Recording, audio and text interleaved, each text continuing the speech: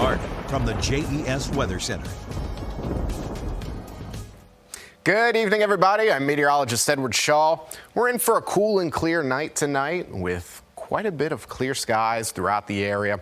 Tomorrow's going to be still on the dry side with pleasant temperatures getting up into the 60s before we have a few showers come through the area on Thursday.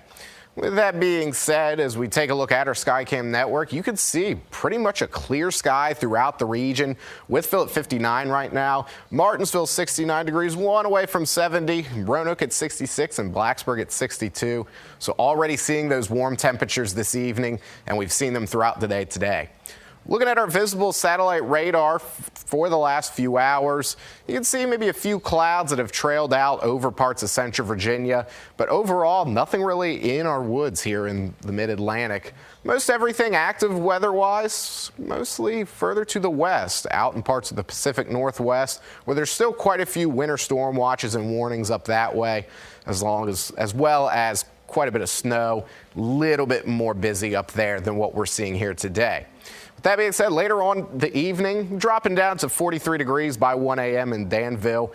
Overnight tonight, going to be in the 40s and 30s for most of the area. Same can be said for Blacksburg. But one thing in common is pretty clear skies throughout the evening, dropping from the 60s all the way down into the 40s after sundown for Roanoke. Lynchburg, going to see maybe a few gusty winds here and there at times. 67 now, and then dropping into the low 40s overnight. And as for the Highlands, little bit gustier there. 77, I think that's a little bit off, probably about 67 there, and dropping into the 40s late night tonight. So a pretty chilly evening gives way to warmer temperatures again tomorrow. Those temperatures tonight, low temperatures in the 30s throughout the region. Roanoke at 39, along with Blacksburg at 36, Alta Vista at 36, Danville 38, and Hot Springs 33. As for tomorrow, we're going to heat right back up into the mid-60s and maybe even the upper 60s throughout the region. South Boston, Danville could very well possibly get to the 70-degree mark, but we'll have to see. Widespread 60s tomorrow, so going to be feeling a lot more like spring. And the reason for this is going to be because of that subtropical jet stream that we have. While a lot of the warmth within the country is in the center part, those upper level winds are bringing it within our region, and that's going to in turn warm us up quite a bit. Parts of the Southwest also seeing a similar phenomenon, and that's leading to them having record highs. We've seen some temperatures there in the 80s. In parts of LA, Southern California, and other regions around there.